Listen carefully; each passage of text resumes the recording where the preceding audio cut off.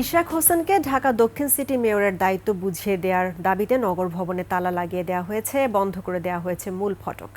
স্থানীয় সরকার উপদেষ্টা আসিফ মাহমুদ সহ সিটির কর্মকর্তা কর্মচারীরাও নগর ভবনে ঢুকতে পারেননি। তৃতীয় দিনে আমরা ঢাকাবাসীর ব্যানারে নগর ভবন থেকে সচিবালয়মুখী লং মার্চ কর্মসূচি পালন করা হয়। তাদের বিক্ষোভ মিছিল সচিবালয়ে ঢুকতে গেলে পুলিশের বাধার মুখে পড়ে। এদিকে দাবি না মানা হলে আরও কঠোর কর্মসূচির ঘোষণা দিয়েছে বিক্ষোভকারীরা। আরেফিন শাওনের রিপোর্ট। ইশরাককে মেয়র পদে বসাতে শনিবার নগর ভবন থেকে সচিবালয় পর্যন্ত লং মার্চ কর্মসূচি পালন করে তার সমর্থকরা। এরই অংশ হিসেবে নগর ভবন অবরুদ্ধ করে তৃতীয় দিনের মতো বিক্ষোভ ও অবস্থান কর্মসূচি পালন করে তারা।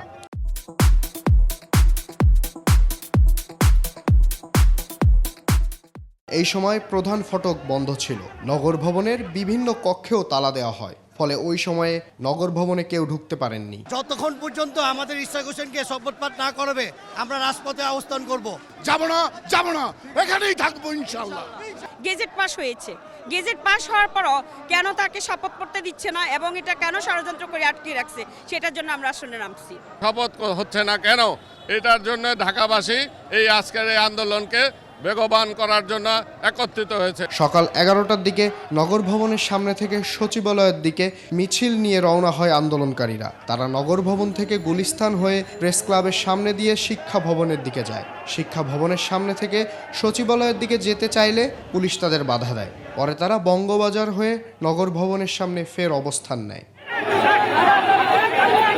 দাবি না মানলে আরো কঠোর কর্মসূচির হুঁশিয়ারি দেন ইশরাকের সমর্থকরা। যদি এই সরকার আমাদের আন্দোলনের ফসল যদি আমাদের দাবি না মানে আমরা কঠোর কর্মসূচি দিতে বাধ্য হব। এই শপথ অনুষ্ঠান যদি অতি দ্রুত না করা হয় তাহলে আমরা ঢাকাবাসী বৃহত্তর আন্দোলনে যেতে বাধ্য হব। নগর পিতা হিসাবে না বসাবে ওই পর্যন্ত আমরা রাজপথে ছিলাম, রাজপথে আছি এবং রাজপথে থাকবো। টানা 3 দিন বিক্ষোভ কর্মসূচি পালন করলেও সরকারের পক্ষ থেকে ইতিবাচক সাড়া মেলেনি।